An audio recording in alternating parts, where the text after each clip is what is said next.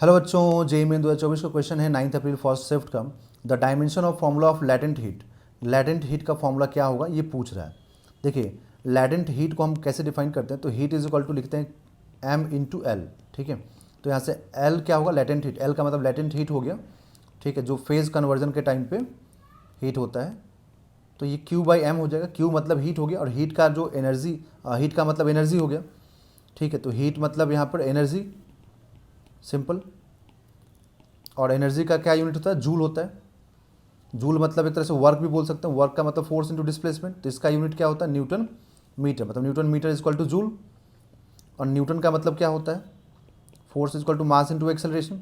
तो आप क्या लिखेंगे, केजी। एक्सेलरेशन का मीटर पर सेकेंड स्क्वायर होता है, तो केजी मीटर।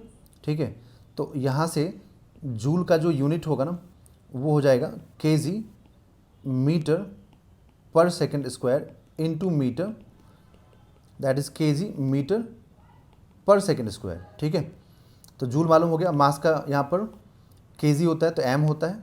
तो यहाँ से लैटेंट हीट का अगर आपको डायमेंशन चाहिए, तो आपको पहले लिखना पड़ेगा इसका, है ना, इसका डायमेंशन लिखना पड़ेगा। तो यहाँ पर केजी का मतलब मास, तो मास का मतलब क्या लिखेंगे, एम। मीटर स्क्वायर मतलब लेंथ, तो लेंथ का स्क्वायर। ठीक है, पर सेकेंड स्क्वायर मतलब टाइम। ठीक है, ये हो गया सिर्फ एनर्जी का, अपॉन, अब केजी मास है, मतलब मास मतलब केजी, तो ये एम हो गया। तो एम से एम वाला पार्ट तो कैंसिल हो जाएगा, ये वाला पार्ट ना।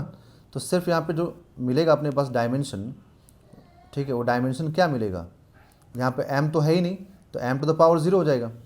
तो M to the power 0, L to the power 2 और टी टू द पावर -2, तो ये इसका डायमेंशन हो जाएगा।